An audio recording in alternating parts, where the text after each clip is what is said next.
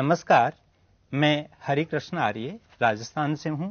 आज मैं आपको मानव हृदय की संरचना और कार्य प्रणाली के संबंध में बताऊंगा। हमारे शरीर में अनेक अंग होते हैं जो भिन्न भिन्न कार्य करते हैं। कार्य करने के उपरांत उनमें थकान भी आती है, इसलिए वो आराम भी करते हैं। किंतु एक अंग हमारे शरीर में ऐसा है जो अनवरत कार्य करता रहता है।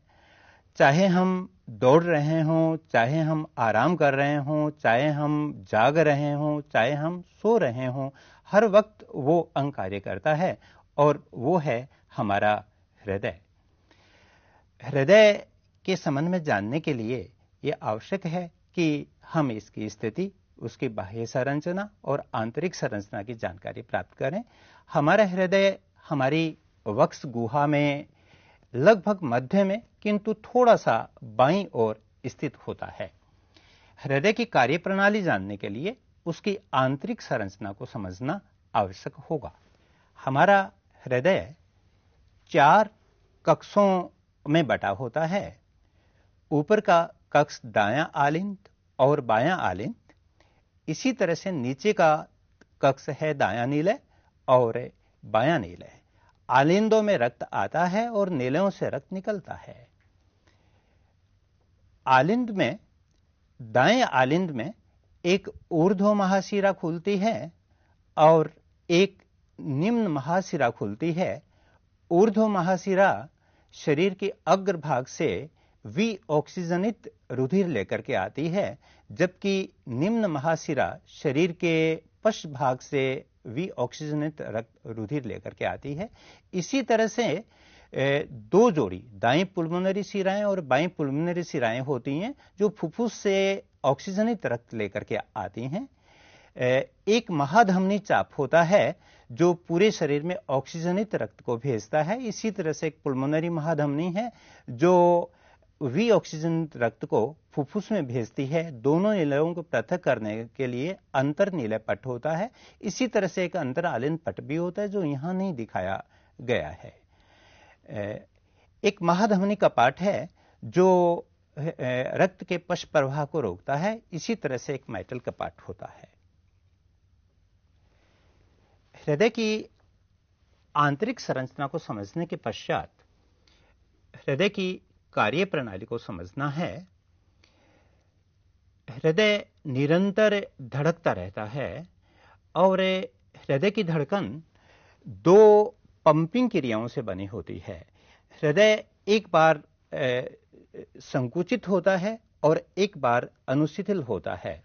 जब ये हृदय फैलता है तो उसमें पूरे शरीर से विऑक्सीजनित रक्त आता है, साथ ही फेफड़ों से ऑक्सीजनित रक्त आता है। इस क्रिया को हम सिस्टोल कहते हैं। जबकि पूरे शरीर में ऑक्सीजनित रक्त भेजने के लिए और फेफड़ों में विऑक्सीजनित रक्त भेजने के लिए हृदय संकुचित होता है। इस क्रिया को हम डायस्टोल कहते हैं।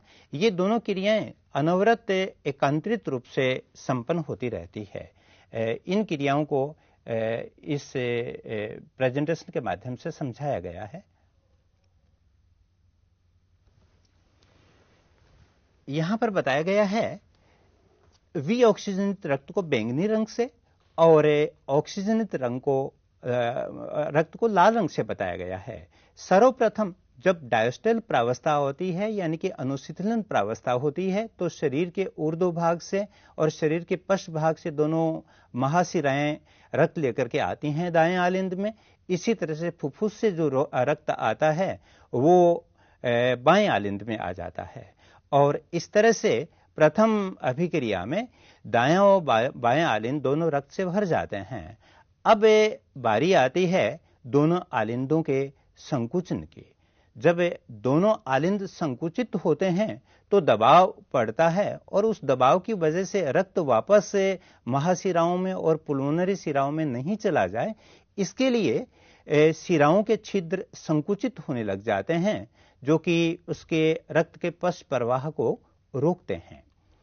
जब दोनों आलिंदों के संकुचन से दबाव और ज्यादा बढ़ जाता है तो ट्राइकस्पिड वाल्व, जो कि दाएं आलिंद और नीले के बीच में होता है, और बाइकस्पिड वाल्व जो कि बाएं आलिंद नीले के बीच में होता है वो खुल जाते हैं, और उनके खुल जाने से दाएं आलिंद में आया हुआ वी ऑक्सीजनित रक्त दाएं नीले की ओर बहना शुरू हो जाता है, और बाएं आलिंद में आया हुआ ऑक्सीजनित रक्त बाएं नीले में बहना शुरू हो जाता है।